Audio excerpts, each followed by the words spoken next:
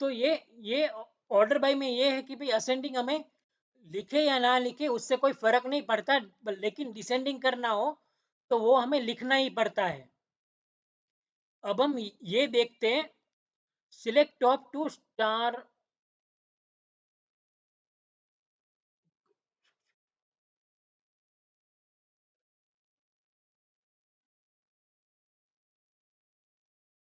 Okay, अब हम ये देखते हैं कि let me try this one, let me. Okay, ये मैं ड्रॉप कर देता हूँ ऑब्जेक्ट।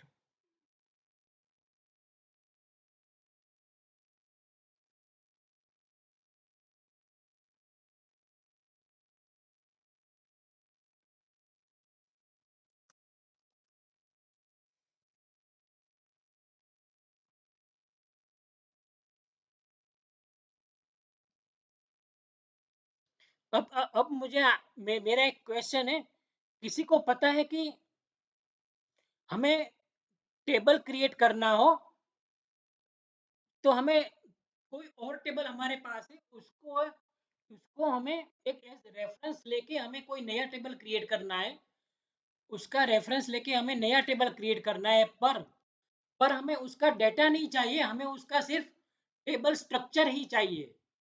तो हम कैसे क्रिएट करेंगे, ये आपको आइडिया होना जरूरी है।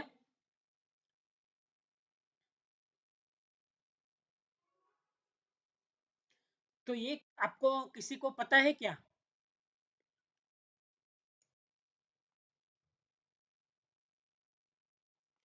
टेम table, no no no no no. देखिए मैं आपको एग्जांपल देता हूँ, ये मेरा टेबल है, राइट।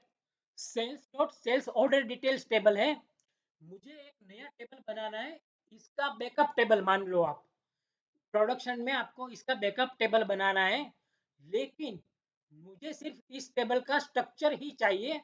इट मीन्स दैट इसके अंदर सारे जो टेबल कॉलम क्रिएट किए हुए हैं ना, वो मुझे column same as it is चाहिए, पर इस टेबल का डेटा मुझे नहीं चाहिए। तो मैं क्या क्वेरी लिख के वो बनाऊंगा, तो मैं क्या क्वेरी लिख के वो टेबल बनाऊंगा, कोई आइडिया दे सकता है?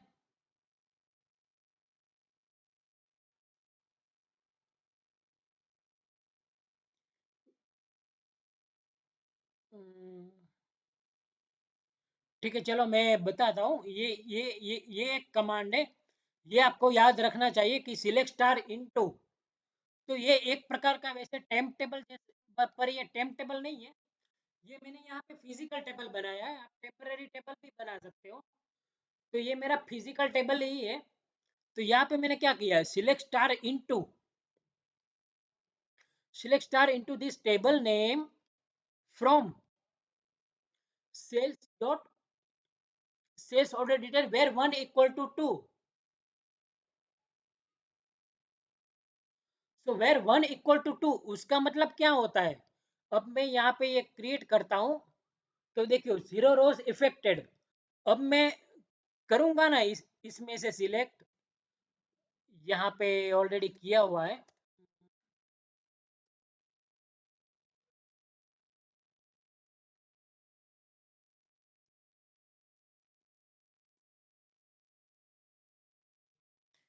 तो ये मेरा ओके, 1 मिनट।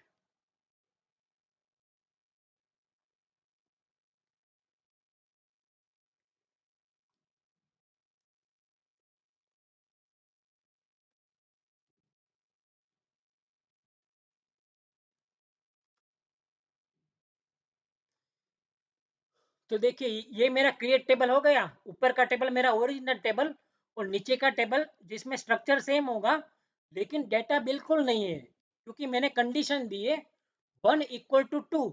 तो ये कंडीशन कभी ट्रू होगी ही नहीं, right. This condition will never became true. So only table will create with the same structure, but data will not be inserted from this sales dot sales order details table, right? So now, लेकिन अगर मुझे data भी चाहिए तो मैं क्या करूंगा, तो मैं सिंपली ये चीज को मैं कमेंट कर दूंगा, या तो फिर मैं ऐसा कर दूंगा where one equal to one. तो मेरा डेटा भी मुझे वो दे देगा उस टेबल का, और इसको हम कहते हैं बैकअप टेबल। तो सपोज प्रोडक्शन में हम कोई ओरिजिनल टेबल, ये हमारा प्रोडक्शन टेबल है और इसमें हमें अपडेट करना है, पर हम नॉर्मली क्या करते हैं कि भाई अपडेट करने से पहले कोई टेबल का बैकअप लेना अच्छी बात है, तो हम बैकअप ले लेते हैं, राइट।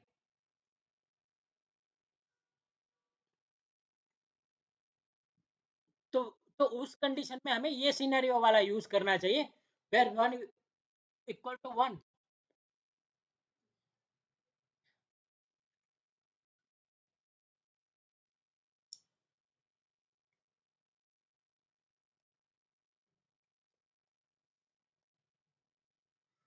अब तक किसी को कोई डाउट या ऐसा कुछ है कि है क्या?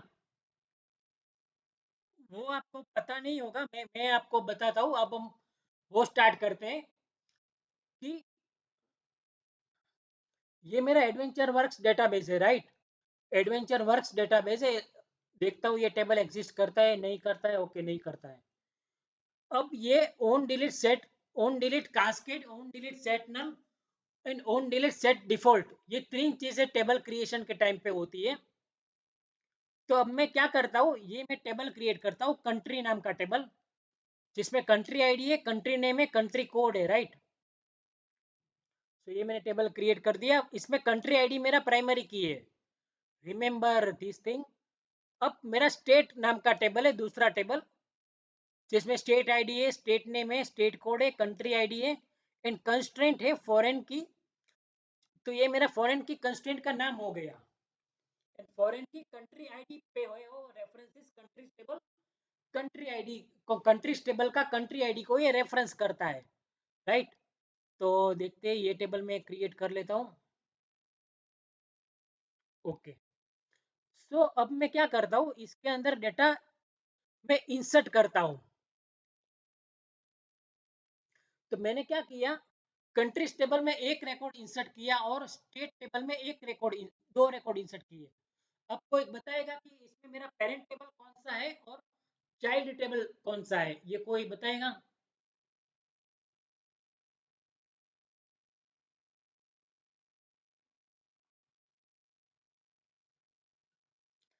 कंट्री और स्टेट में मेरा पेरेंट टेबल कौन सा है और चाइल्ड टेबल कौन सा है?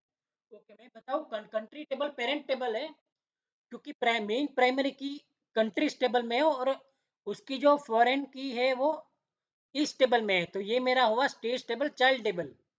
अब मैंने इंसर्ट कर दिया, राइट। अब मैं क्या करता हूँ, कंट्रीज टेबल में ट्राई करता हूँ डिलीट करने का। कंट्री टेबल में मैंने ये डेटा इंसर्ट किया, राइट, ये तीन रिकॉर्ड। अब मैं कंट्रीज टेबल में country ID equal to one को डिलीट करने की कोशिश करता हूँ। तो ये मुझे डिलीट नहीं करने देगा, क्योंकि the delete statement conflicted with the reference constraint foreign की स्टेट कंट्रीज। तो ये मेरा कंस्ट्रेंट का नाम हो गया। जब हम कंस्ट्रेंट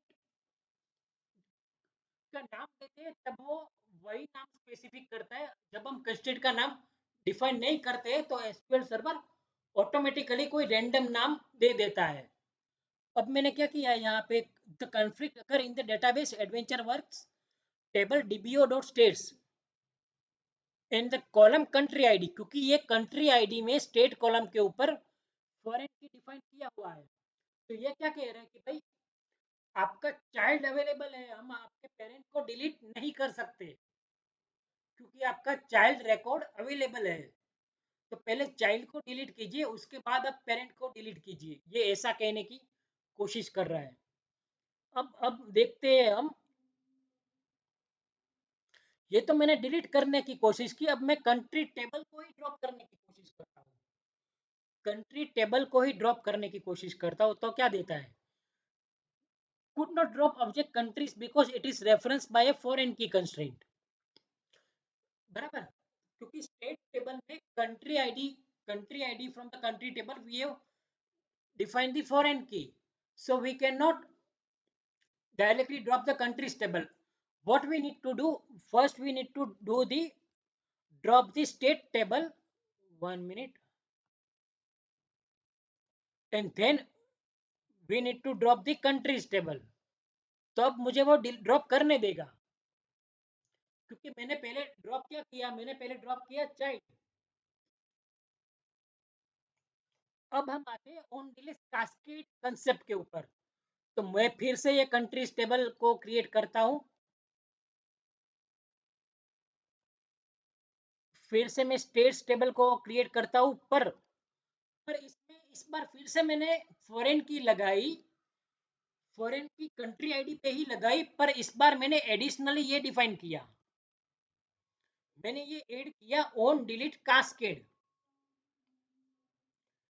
तो मुझे ये रन रन करता हूं मैं ऑन डिलीट कास्केड, ये मेरा रन हो गया। तो ऑन डिलीट कास्केड क्या करता है वो हम देखते हैं। ये मैं तीनों टेबल में डेटा इंसर्ट कर देता हूं, सॉरी दोनों टेबल में डेटा इंसर्ट कर देता हूं, 3 रोज है।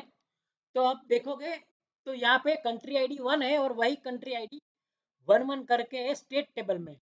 अब मैं क्या करूंगा, delete from the countries table where country ID equal to 1। तो पहले ये मुझे डिलीट करने नहीं देता था, मुझे वो एरर दे देता था, राइट। पहले मुझे ये एरर दे देता था, लेकिन अब देखिए क्या करता है ये। अब तो मेरा ये सक्सेसफुल हो गया। अब देखिए क्या हुआ अब ये अब आप देखोगे मिरेकल देखोगे। अब मैं स्टेट टेबल में डेटा सिलेक्ट करता हूँ, तो this will be a miracle for you. State table खाली हो गया, state table got empty. Why? Because this will delete the data from the child table as well, because on delete cascade is used while creating the child table। तो on delete cascade वही करता है कि अगर parent चला जाता है तो उसका चाइल्ड रिकॉर्ड्स भी ऑटोमेटिकली डिलीट हो जाते हैं, और इसमें पेरेंट रिकॉर्ड को डिलीट करने की परमिशन देता है। बट ये आपके नॉलेज के लिए था, शायद आप लोगों ने कभी ये नहीं देखा होगा कि ऐसा भी होता है एसक्यूएल सर्वर में। फिर मेरा टेबल ही खाली कर दिया। अब मैं क्या करता हूँ, दूसरा कंसेप्ट सिखाने के लिए मैं फिर से ये टेबल ड्रॉप करता हूँ, और फिर से मैं ये भी टेबल ड्रॉप करता हूँ।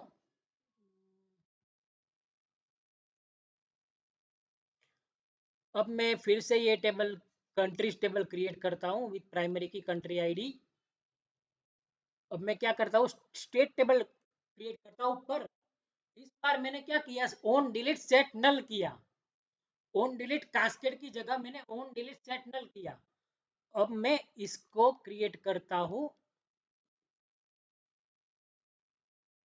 अब मैं क्या करता हूँ, इस टेबल में डेटा इंसर्ट करता हूँ दोनों टेबल में। अब मेरे पास ये डेटा है तीनों दोनों टेबल में। अब मैं क्या करता हूँ, अब मैं ये करने की, अब मुझे कोई बताएगा अब क्या करेगा ये, ऑन डिलीट डिलीट करेगा तो क्या इफेक्ट आएगी दूसरे टेबल के अंदर, या डिलीट करने देगा कि नहीं करने देगा। अगर करेगा तो दूसरे टेबल के अंदर क्या इफेक्ट आएगी, वो मुझे कोई बताएगा।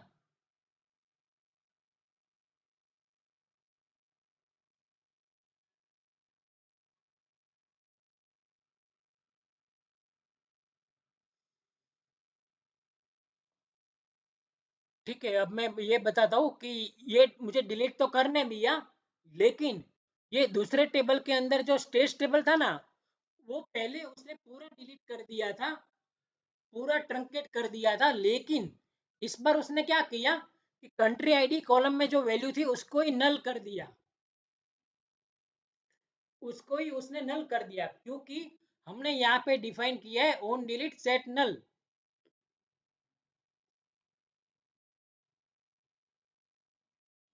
ये हमने डिफाइन किया है इसलिए।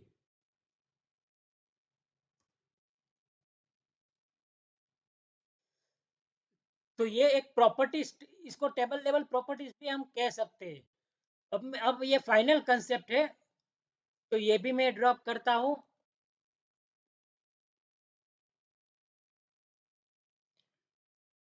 ये भी मैंने ड्रॉप किया। अब मैं फिर से टेबल क्रिएट करता हूँ।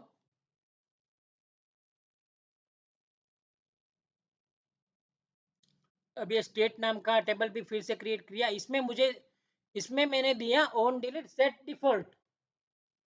तो डिफॉल्ट वैल्यू यहाँ पे कंट्री आईडी में क्या है, 2 है। और यहाँ पे मैंने दिया है ऑन डिलीट सेट डिफॉल्ट। पहले दिया था ऑन डिलीट सेट कास्केड, फिर दिया था ऑन डिलीट सेट नल, और फिर दिया मैंने ऑन डिलीट सेट डिफॉल्ट। अब मैं टेबल में रिकॉर्ड इंसर्ट करता हूँ।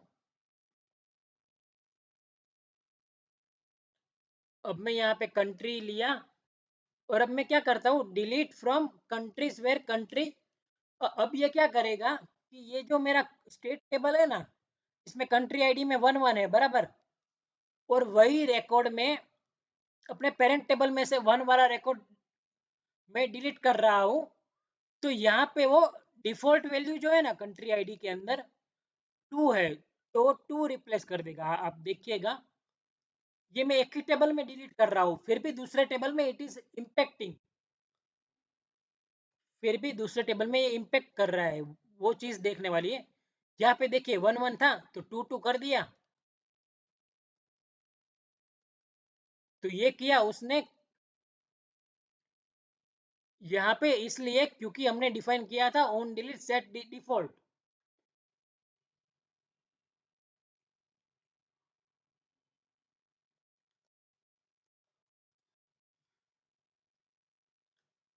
सो अब तक किसी को कोई डाउट हो तो बता सकते हो।